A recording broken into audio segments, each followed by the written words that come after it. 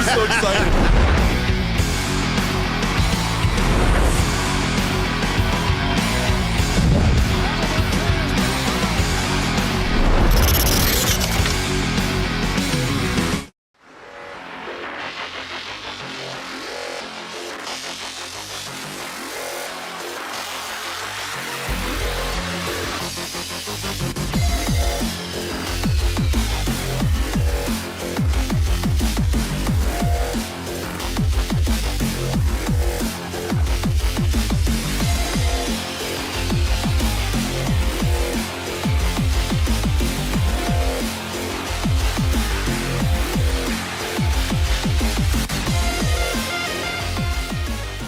It's time for Two Guys and a Goalie with Dustin Nielson, Matt Kassian, and the goalie, Joaquin Gage. 12:03 on Edmonton Sports Talk. Thank you very much for being here.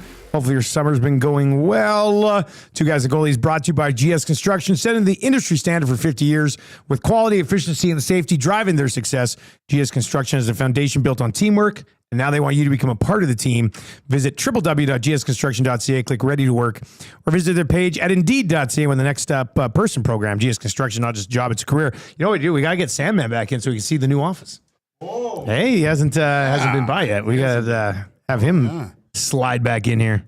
That'd be great. Gazer, what's a sandwich sitting over there? What do you... Dude, now that we're solely like self-sufficient our own here, kitchen in there. Own kitchen, yeah. I can bring in...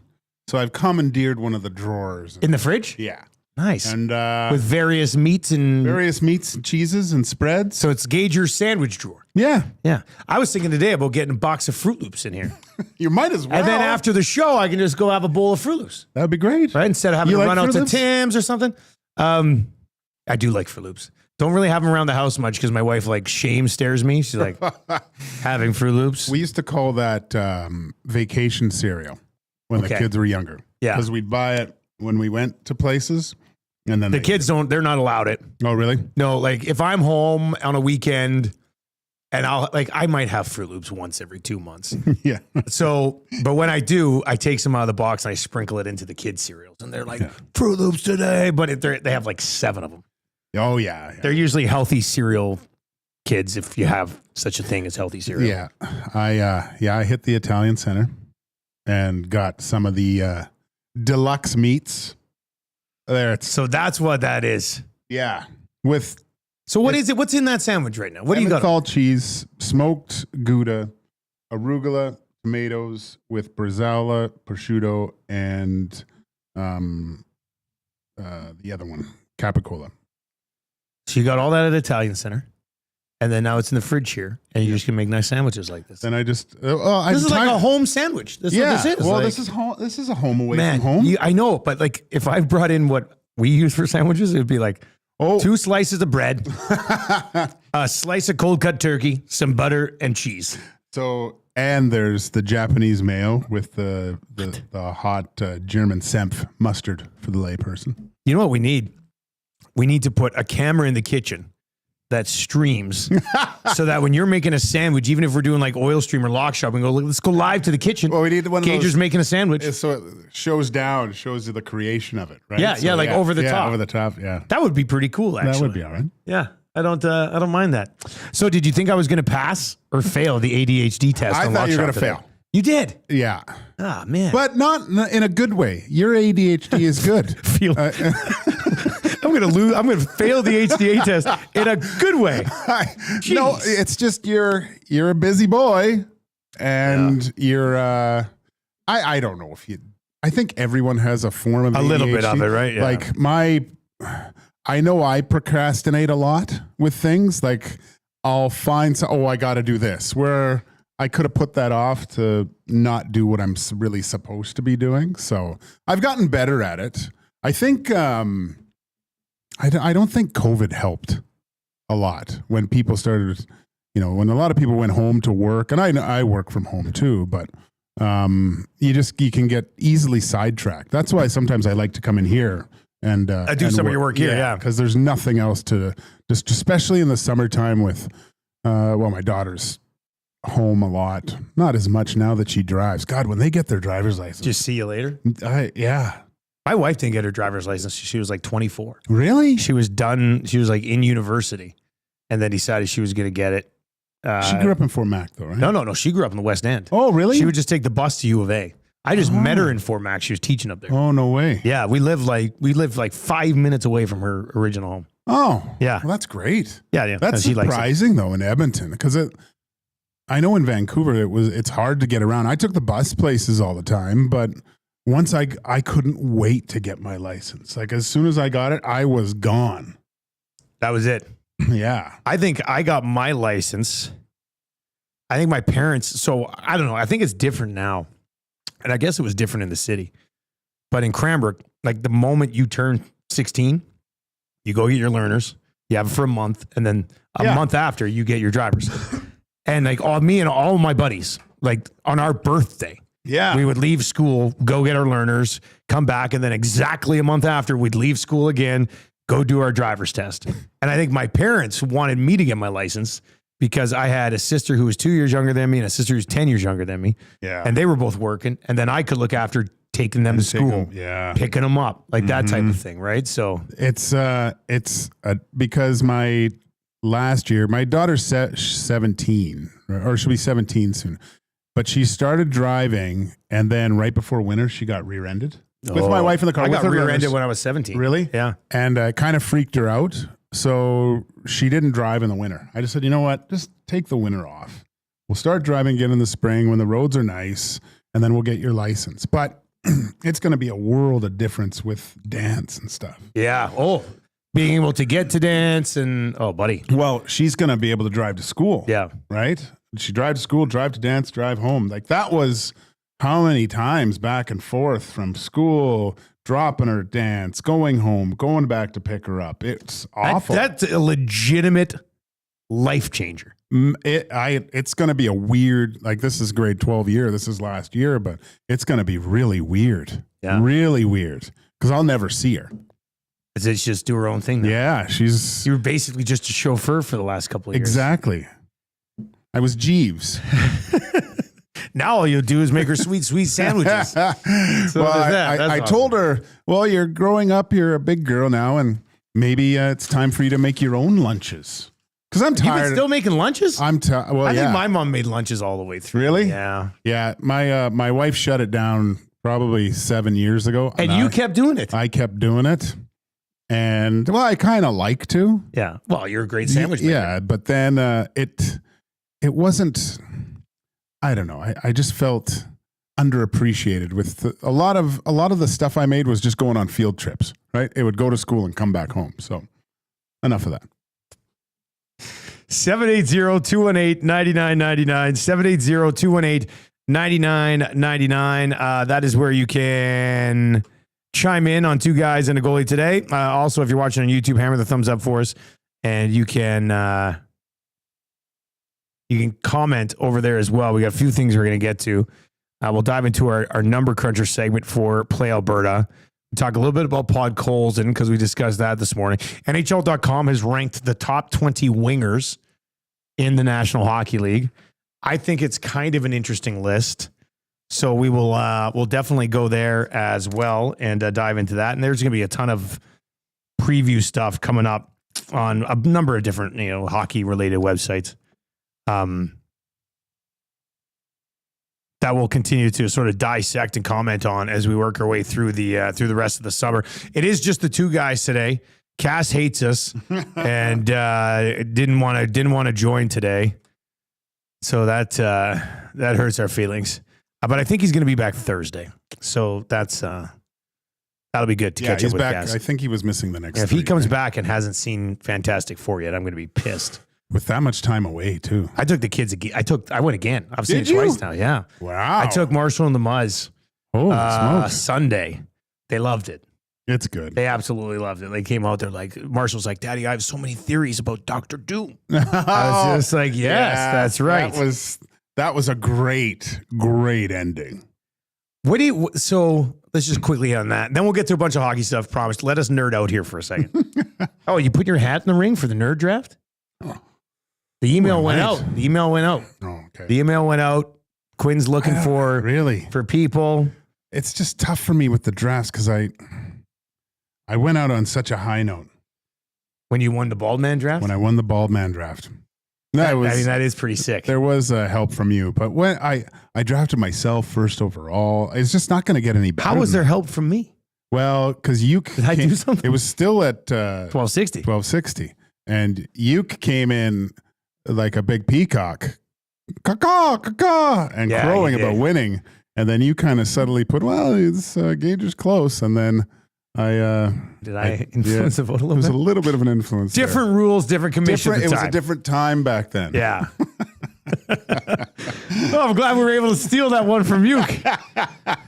Danny T says, any spoilers? Should I turn away for a few minutes? Well, I just kind of want, maybe Danny, maybe just mute it for like 2 minutes here. Give us 2 minutes. The post-credit scene was Dr. Doom talking to little baby Franklin. Yeah. Do you think that's a scene from like the beginning of Doomsday? Like, Well- is that, or like, where does this go? Like, what do you think happens next? Like that's a different planet Yeah, I than know. when the regular MCU is. But you happening, haven't right? seen So, Thunderbolts, have you? yeah, I saw Thunderbolts. Okay, the And end, the ship, flying. I think. So So did Doctor Doom kidnap the baby and I come think they're to running from Doctor. our Earth? Oh, they're running from Doctor Doom. Yeah. See, what's Doctor Doom's big thing? What's his power? Like, what's his? He's a mixture of both. He's Iron Man with Doctor Strange. Oh, really? Yeah. Wow, that's cool. Yeah. Yeah. So he's got both. Jeez. That's pretty badass. That's really badass. Yeah. So they would teleport to our universe Yes. I act like we live in and it, and hopefully get help to from defeat- them to defeat Doom and maybe get the Yeah. baby back or something. Or maybe there was some, this is where because this is the whole Tony Stark. Iron Man is Tony Stark really, or Yeah. so? Well, I feel like he's Tony Stark is Doctor Doom, but from a different planet, different timeline, which is pretty cool. It's awesome. It's pretty cool. Anyway, I loved it. I knew nothing about Fantastic Four. I had watched the other three, like just because I was I should watch them before I go watch this. Just to compare. They were nothing like this one. This one was No. This one seemed like how it was I thought supposed the to be. Miles Teller one was going to be good, but it failed at the end. I liked the beginning of it, but I also like the fact that everyone's getting away from the origin stories. Like, you should know them by now, or I mean, there was a quick recap, but I hate when they go into the whole thing. I like that they had their powers and they were the it was great. The last 4 years, and I was like, perfect. Thank you. I love how they took that. Remember the Jetsons? Yeah. It was kind of like George Jetson? Yeah, it was kind of like His that, right? son, Elroy? Because it was old school, but they were so advanced. Yeah. And Reed Richards is the most brilliant man in the universe. Do you remember what Elroy's special basketball move was on the Jetsons? No. The Elroy elevator. Oh, really? Because they would all plan those things, and you'd like, I'll go up, and I'll go down, and then you think of going up, and What a great show. no, that was a good show. That was a really good show. I think I actually liked the Jetsons more than the Flintstones, which was probably a big rivalry back in the day. Di Curley over on YouTube for Two Guys Today says, it's totally weird. My daughter played high-level soccer, going 6 days a week up to U of A Panda Soccer. Didn't get a license until she was 20. I drove her everywhere. Oh. That license changed my life. Yeah. Yeah, a big time. If you're going to be driving a kid around that much, surprised you didn't say, hey, let's mix in a license. I here. feel bad for people like that have multiple locations to go to. Like for hockey, you go rink all over the place. Yeah. At least with dance, it's always in one spot. So it's not, but it's right by Capilano Mall. It's a 2-parent job for sure. And that's why shout out to my wife, Tam, because once hockey season starts up, so our kids this year are they're doing hockey. Now they don't play like high level hockey where they have to be on the ice 8 times a week. So they're on the ice, they power skate, and then they play hockey twice a week. So they're on the ice 3 times a week. It's a lot. What's that? It's a lot. It's a lot. And Elizabeth's playing in the Edmonton Female Hockey Alliance this okay, year. cool. So she's playing girls hockey this year. She's excited for that. They're both both playing basketball. And basketball's twice a week for him, once a week for her. And then they're both still doing swimming. Wow. I thought there was one other thing. But the thing is that like a lot of weekends I'm gone for at least 2 days. So like Tam's going to have to pull off some of these incredible like 4 event days. You gotta if clone she yourself somehow, Dustin. I tried to get, it's funny, I ran into a friend of mine from the mean streets of Kitsilano who I grew up with. She lives in St. Albert. Her daughter, Paige Ring, I was going to try to get her on our show just because she plays women's hockey at ASU in Arizona. So I wanted to find out what collegiate hockey is like. So because she played in St. Albert for years and stuff. So, but unfortunately, this week she's getting ready to go back down there. Really? Yeah. Do to get her on you sometime. just have the chat on your screen? Yeah. How'd you do that? You just go to those 3 little dots up top. This one here? Yeah. Go pop up chat. Oh. And then you just make that big. Oh, interesting. Yeah. I don't know if I'll get used to that or not. I didn't know then that was an option. Like, because you know how it runs out, right? Yeah. So this way I can go back. Yeah, you can see more I there. can see more of a conversation. And then I have usually something else on the dual screen. Krager is in the chat over there, and then he's also on YouTube, or he's on the inbox too. Says you earned yourselves a solid thumbs down for talking about a very recently released movie. Brutal. It's 2 weeks. I mean, we also said, who was the other guy asked? He's like, should I step out for a second? We did say go away for like 2 minutes. And we didn't really we talk didn't spoil about it. We just said there's a. we talked about the We basically asked where possibilities Dr. Doom's. Everybody knows Dr. Doom's coming. It's out there. All right. We'll get to our number crunchers. Actually, let's start with number crunchers today. Let me just make a quick switch here. All right, let's go to number crunchers for Play Alberta, and it is a tight race in today's Whipping Boy bracket. Darnell Nurse convincingly won yesterday, and I guess, Gage, I didn't have a chance to talk with you yesterday about it, but I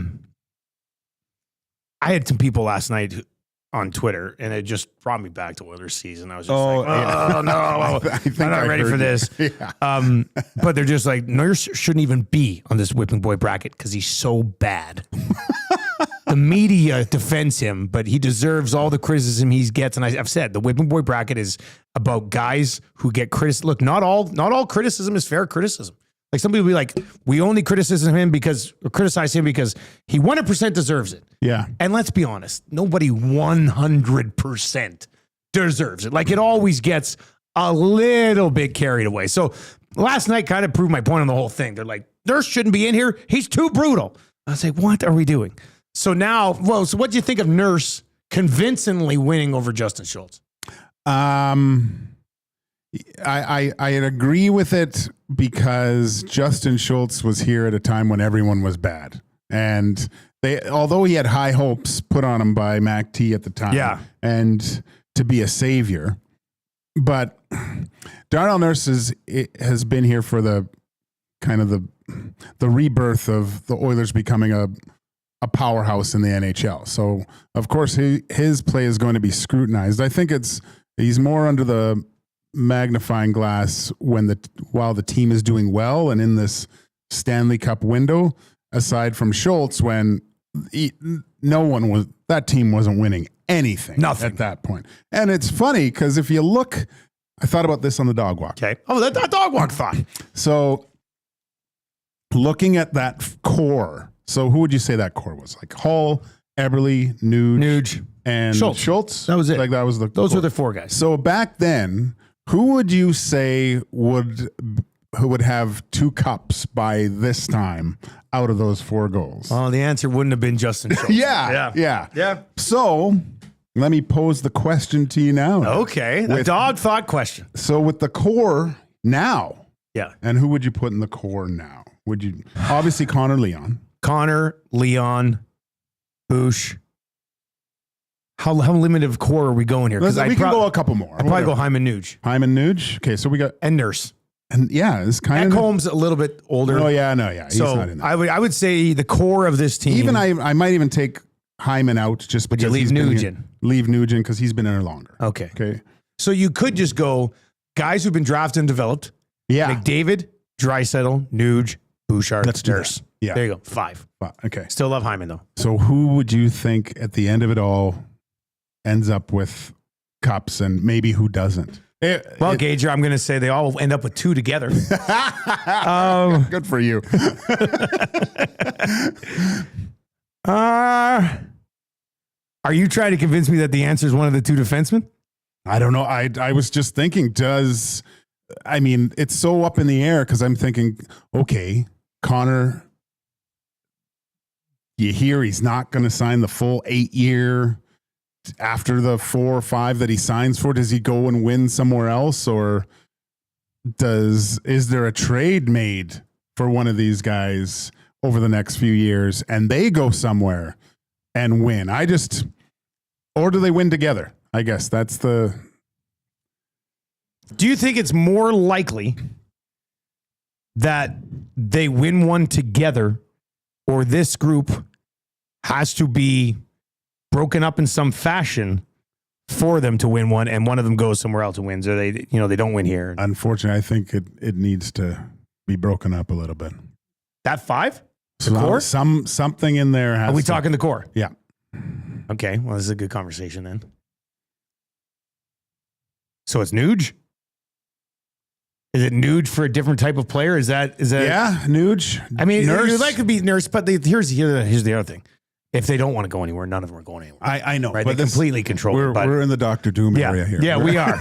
Yeah, we are on Earth 814 right now, and that's a conversation they're having. On Earth 626, they've won 3 in a row. Nurse won 2 Norrises. We happen to get the shitty universe, which sucks. That's good. That's good. Oh yeah, that's makes. Yeah, they should be the Fantastic Four characters. Yeah. I don't know. I mean, I'll have to. I think it probably. Do you think they win together all together? I think they do. I do. Yeah? I do. I'm not going to say it's with the current goaltending. Yeah. Okay. But I'll say that I do think they win. I do think they win together, because if they're a good team again, or they're a great team, If they're a great team again, I'm not saying we know for sure they'll be a great team, but they've been a great team. If they're a great team again, and Skinner is how he was last year, you cannot get past the deadline without, and I'm not saying find an instant upgrade. I'm saying you got to try somebody else. Yeah. Right. And nothing against Pickard, but I don't think you can go in the playoffs being like, Skinner's toast. It's Pickard's show. This just in. You're not going to win the Stanley Cup like that either, right? Like, Skinner has to have a solid season. And even if he does, at that point, I might still be like, upgrade Pickard. You can't drop another one. Like, it's just unacceptable. So last year I think we were all saying all around here is that it didn't make sense because everything was a lateral move. Yeah. So you're saying now, yes, that if Stuart Skinner has the same up and down sporadic type of season, that you're okay, you would look to go sideways and roll the dice and hope that lightning strikes with someone else? Yeah, because lightning's not striking there. If we get to the deadline this year and we're sitting here and Skinner's not at a 909 and has 4 shutouts and is not letting in goals that often in the first period, and we're sitting going, you know what? You're sitting here on 2 Guys or EST Afternoons going, I've seen improvements in his lateral movement. Like, if we're not saying those things, then you have to try something else come playoff time. And you can still have Skinner, right? But you got to have a different option, because I don't, and I know, I spend a lot of time defending Skinner, and that's because I still think there's some room for improvement for the guy, for goodness sakes. But if you don't see that improvement with a new voice in his ear, in his head all season, after the goaltending change, if we're still sitting here at the deadline going, the biggest problem with this team by far is that their goaltending is significantly the weakest part of it, then even if there's not an upgrade, man, it's got to be a different look. A lot of people were calling for that last year. Yeah, I know, but that's the biggest thing that was said around here is that's a lateral move. Why would you do that? But realistically, if it gets to that point, you want that, lack of a better term, that Dwayne Rolson comes in, 25 games left, doesn't play well for the first 8, and then somehow finds his game and goes nuts for 2 months, right?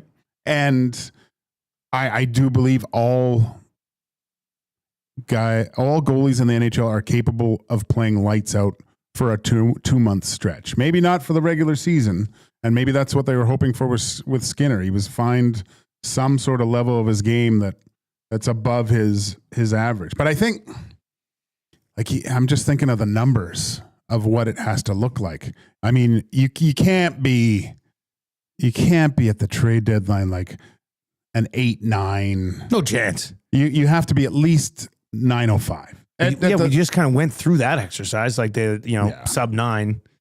You have to be 905, sub 2.5 goals against, which is never done. I don't think he's done that. No. But even I could see Skinner. I'm not even gonna say this is unfair. By the way, he's up in the whipping boy bracket tomorrow on the Nielson show. But I'm not gonna. It's against Jack Campbell too. Oh my gosh, Skinner Campbell region matchup. It's a big battle one. of the Titans. There's no weak sisters in this one. Oh, there's that ADHD kicking in again. Totally forgot where I was gonna go. Oh, now you're worried about it. Yeah, no, it was. No, I guess what I was gonna say is that Skinner could have. Yeah, this is where I was going. Skinner could have a 9-10 at the deadline, and I would still say if you put out a Twitter poll or something, or I'm talking on the shows, do the Oilers need an upgraded goaltending at the deadline? People would still be like, yes, somebody else. Like, it's just, I don't know how he wins people over pre-deadline this year. I don't know. Well, we said it. He needs to be in the talk for the Vezina. That's the only way. Yeah. It's the only, and there'll still be people going, yeah, he can't do it. He's never done it. He didn't win the Vezina. Yeah. He was just voted heavily for the Vezina. I want to get to this because this, I tweeted and people are just like, yes, they are. They have an amazing blue line. So I'm kind of torn here because I think some of the same people who are saying they have a top 5 blue line in the league are also saying Darnell Nurse shouldn't be in the league. So I'm trying to sort my way through some of the irony of some of this. But Travis Yost, who's a big analytical guy for TSN, has graded his defensive depth charts. Okay, I don't know if you saw this. Tier 5 in the National Hockey League right now. Tier 5 is Anaheim and San Jose. Tier 4 is Calgary, Chicago, Detroit, LA, New Jersey, Philly, Pittsburgh, Seattle, and St. Louis. Tier 3, Boston, Columbus, Minnesota, Montreal, Nashville, the Rangers, the Islanders, the Mammoth, and the Lightning. Tier 2 is Buffalo, Florida, Toronto, Vancouver, Vegas, Winnipeg, and Washington. And then the top tier of defensemen in the National Hockey League is Colorado, Carolina, Dallas, Edmonton, and Ottawa. Wow. Yeah. Yeah. I wonder. Wow. That's a little surprising, isn't it? Yeah, I thought they would be maybe tier 2, right? But obviously you're looking at a lot of offensive output from some of these guys as well. Colorado was tier 1, right? Top tier. Colorado's a tier 1, yeah. Okay. He made some notes on it. Here's what he said about Oilers who are in a tier 1.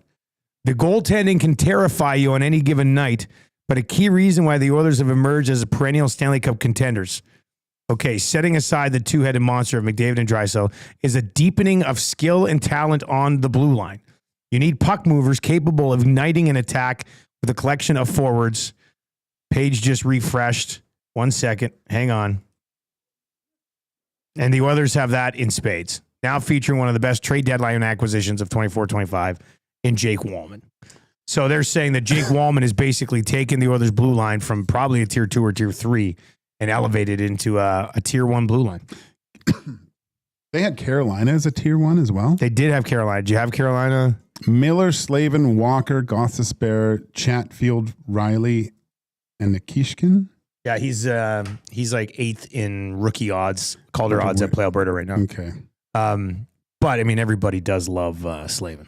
Slavin, I mean, he's a stud. He's arguably the best defenseman in the league. Yeah, like if Slavin's outstanding. He's unreal. He's absolutely unreal. But so what I'm kind of curious at here is Ovier Montenegro over in the chat too says Skinner is at plus 23,900 for the Vezina PA. Just a sprinkle. You know, VR, I'm going to let you roll on this one yourself. If he ends up winning it, this will be a glorious show to go back and look at. Oh my God. Hey, the moment VR sprinkled Skinner at 23.9. Like Play Alberta has described us as unicorn partners. Like we drive a lot of business to Play Alberta. But even Play Alberta is going to be looking at it, seeing why are people betting on Skinner to win the Vezina? What is? But how do you not look at that number? Now I want to. But as for the blue line here, Gager, I mean, we're talking about it, and Nurse and Bouchard have become two of the most criticized dudes in the franchise history. And here they are as two key cogs in one of the top 5 blue lines in the National Hockey League. So are we, and once again, I'm grouping Edmonton Sports Talk, I'm grouping the rest of the media who operate slightly differently. I'm talking about all the fans, social media. Are we, as a market, too quick to criticize the Oilers' blue line? We are in Canada. You have to say that the knowledge for watching hockey and recognizing plays is a lot higher. Especially you could say every Canadian city, but I think there are a lot of the times when you're watching Edmonton Oilers, and especially the two guys that you mentioned, Nurse and Bouchard, is their mistakes for some reason outweigh a lot of the good things that they do. And it doesn't help that a lot of their mistakes are usually result in, I don't know what the word is for the plays but it's a huge mistake that usually winds up in the back of the net, and they don't look good doing it. Like, you know, you always have some coaches sometimes that say, I don't care if you make mistakes, but you have to show effort. And the broken controller with Bouchard at times, you see, so people look at that.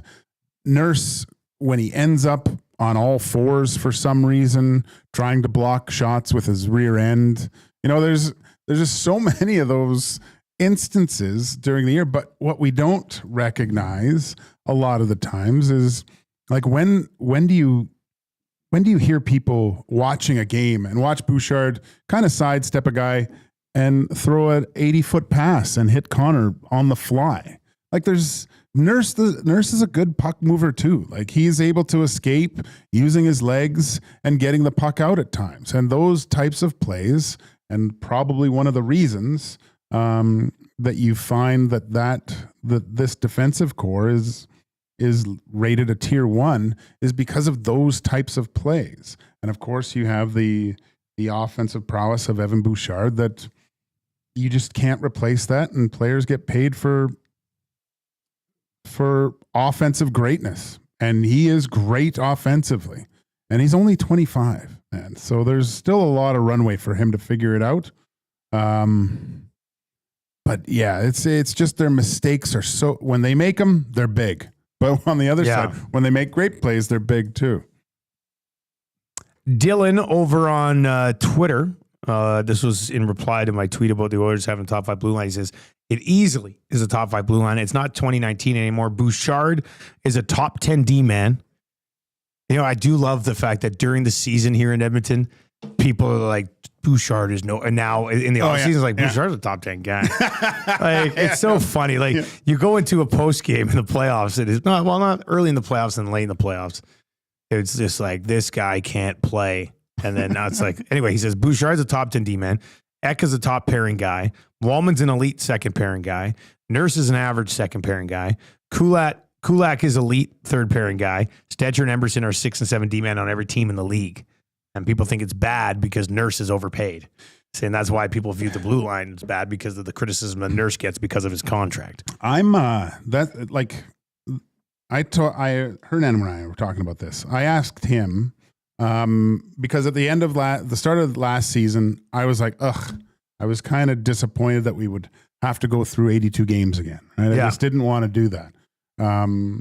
This year, I find I'm completely different. Like, I'm looking forward to the regular season. I want to see there's 3 question marks. Obviously, the young guys.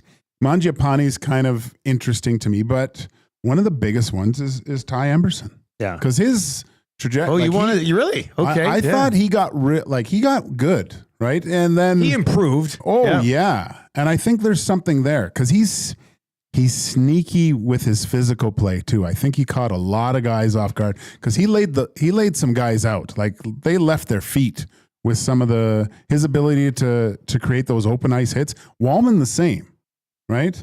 So not only do you have some younger guys that can move well, but also there's that physical aspect that I don't know. I don't think when I first thought of Ty Emberson, I didn't think that would be part of his game, but yeah, it's there's a physical part that I think is really crucial. All right, let's get to some of your messages over on YouTube. You can text us as well. Doof texts in to 780-218-9999 here on Two Guys and a Goalie, brought to you by GS Construction. I think we, Edmonton, are too quick to criticize. This team has had nothing but deep runs in the last 5 years. Imagine if we had the eyes/criticism on a team that is a good team, but not going on deep runs. Oof. Right? Like, what if you were, Look how much we're complaining. What if you're the Maple Leafs? That's true, though. Like, that's a good team that doesn't go on deep runs. No, not even close. Over on YouTube, Oilers blue line, Rip City Step. Oilers blue line was a strength as they speed bagged the Western Conference, but the Panthers had them in a straitjacket by game 3. Danny T says, Nurse can skate. I'll give him that. But he constantly caught watching the puck and someone sneaks back door on him. Statue Boss Production says, Nurse has all the physical tools you could possibly want. This is why he's so frustrating. Danny T says, Bouchard won me over after the LA series with some clutch scoring. Big uke with you, Gager. I'm very excited about a full season of Wallman. I'm quite intrigued to see how Emberson can get better. I think you make a good point. We haven't talked about it, but with Savoy and Howard and Mangiapane, I am too kind of more excited about this regular season than last regular season. Because all I wanted to see was, Skinner and Arvidsson, all these guys in the playoffs. I didn't care about what they would do in the regular season. Right now, I think it's crucial. The Oilers did a really good thing, probably learning from mistakes of years past that you can't. I don't know if retooling and getting older is a good thing. Injecting some youth, especially when you lost 2 integral pieces of youth, right? Yeah. You didn't replace that youth. And there is something to coming to the rink and seeing the young guys, and they can't wait to get out there, and they're just full of it, right? So, yeah, and this is a more, well, it's a little bit younger now, but I can't wait to see. Max Mizuzu saying, what about a healthy Frederick?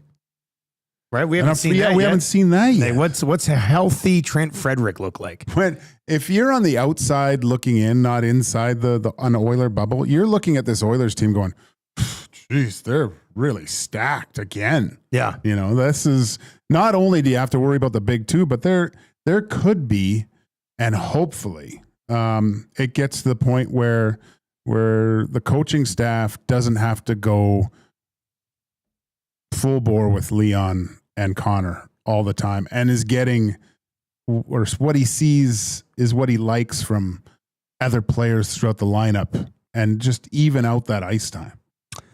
Greg in the Grove texts in to 780-218-9999. Through the decades of darkness, Oilers fans overvalued every player on the team and in the system to a point of embarrassment. First of all, Tony Royala has something to say about that. Now we've totally flipped this script and beat down every player we have that other teams would gladly take.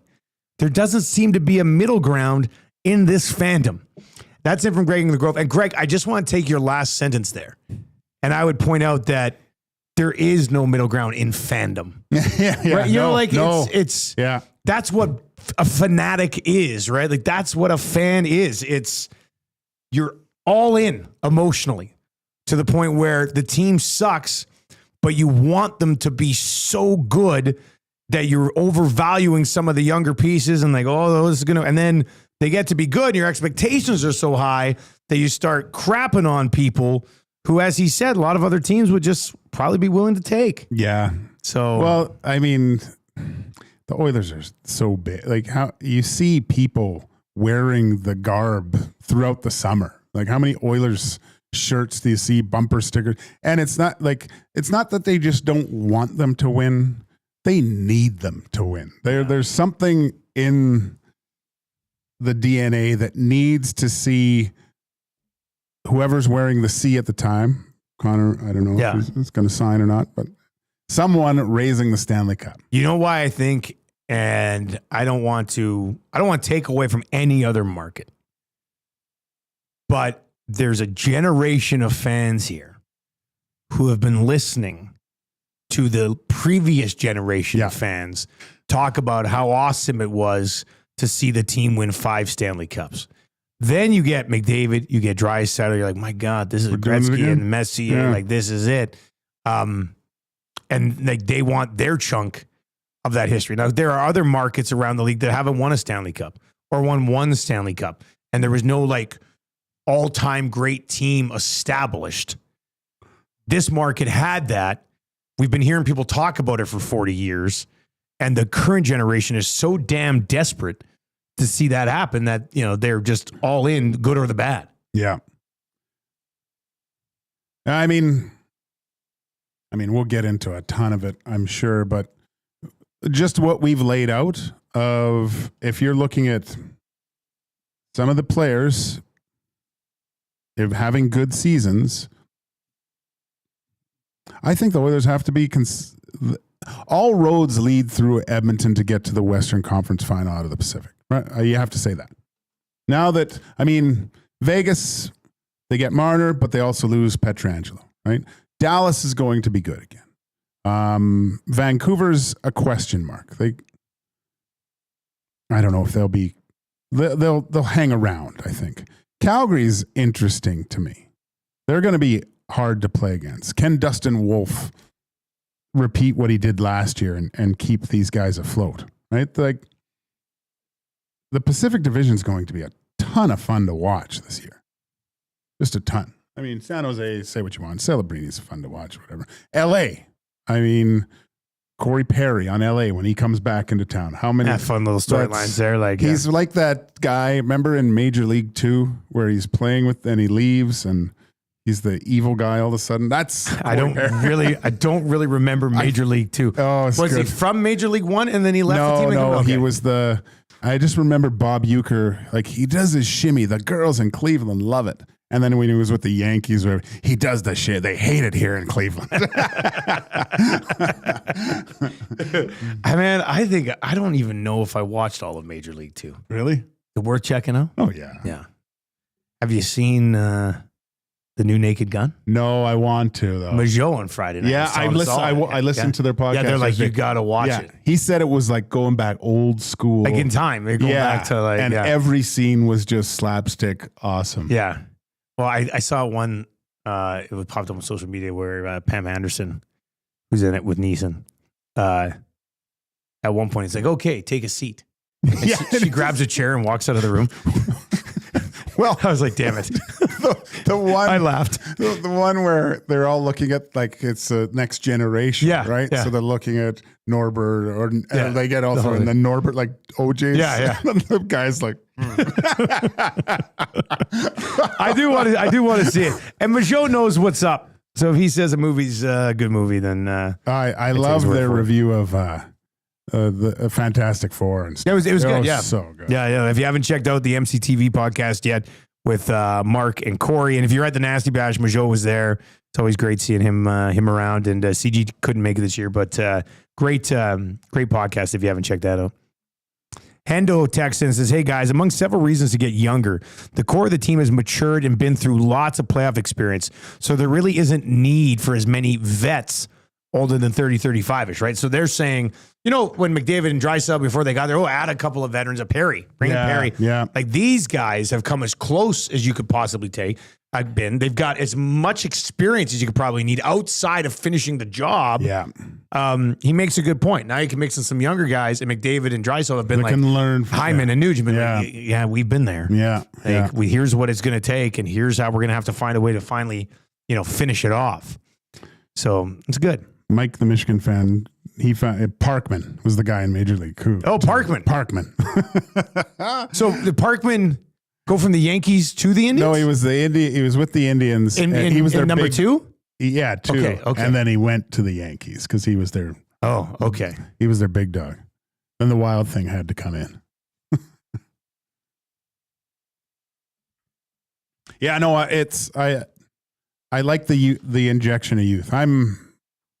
I'm really looking forward to Savoy and Ike. And it might work. It might not. It might not. I mean, you got to go into it with an open mind. Yeah. I'm hopeful it works really well for these guys. And just we also need, as a fan base, to prepare yourselves that if Matt Savoy only scores 10 goals this year, that's okay. That's great. Like he's a rookie. Yeah. I think everybody's thinking both these guys might pop 15 to 20. But if one of them scores just 10 goals this year, or both of them score 10 goals this year, but they can be played in lots of different situations, then that needs to be okay. I think, yeah. I don't, but will it? Like, what's the over-under on first text Ike Howard's a bust? Late October, but you know how the fan base is, right? Game 3. Yeah, like get Pod Colson up there. It'd be things like that. Okay, I didn't want to get to this. NHL's top 20 wingers.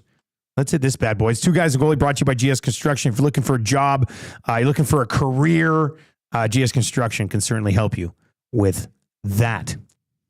All right, it's a top 20 list. Top 20 wingers in the NHL heading into this season, okay, according to NHL.com.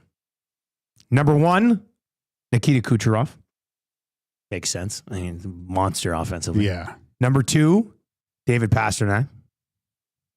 Number 3, the guy who has the 4th best Hart Trophy odds at Play Alberta, Kaprizov. Tell me when you're like, wait a second, that guy should be above this guy. Number 4, Mikko Rantanen. Still okay. Number 5, Mitchie Marner. Okay. Number 6, William Nylander. I'm going to put Nylander ahead of Marner. Okay. Number 7, Matthew Tkachuk. Oh, he needs to be in the top. Is he ahead of Nylander and Marner? Oh, yeah. Okay. I'm thinking he breaks top 3. Who was third? So that means he would go ahead of Marner and Rantanen. 3rd is Kaprizov. I put Tkachuk ahead of Rantanen. Okay, so you'd have him in at 4th. Yeah. Okay, so Tkachuk's at 7th. Sam Reinhart's at 8th.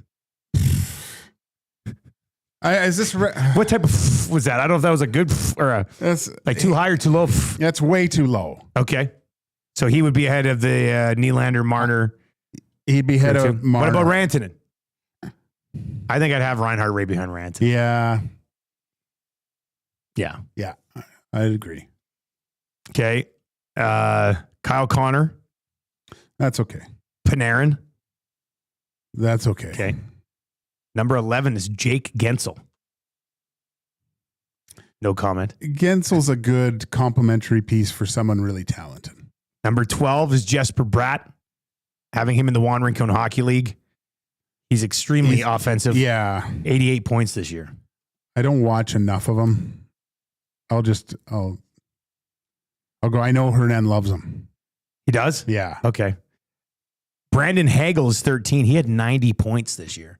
Did he really? Which 0 power play points, by the way. he had 0 power play points and he had 90 points? Pretty sure that's the stat. Or it's like, I think he had the most 5-on-5 points among any winger. Okay. Okay. I think that's, let me look at it. Man, I did not know that he had 90 points this year. I didn't know that either. Holy smokes. I remember when they traded for him, I was like, you gave up way too much for this guy. Yeah. But I was wrong. Number 14 is Brady Tkachuk. Brady Tkachuk or Jake Gensel? I'd have Brady Tkachuk. I figured you would. Yeah. That's why I threw that at you. Clayton Keller's at 15. He, of course, is in Utah. Nobody cares about him. Jason Robertson is 16. Yeah, he's fallen off for me. A little bit, yeah. Ovechkin's 17. That's fine. Forsberg's 18. Matt Boldy's 19. And Adrian Kempe rounds out the top 20. Boldy. I mean, it's weird because the Wild have massive success against the Oilers. So they all look good. Like that Eriksson Ek and Boldy, they look great.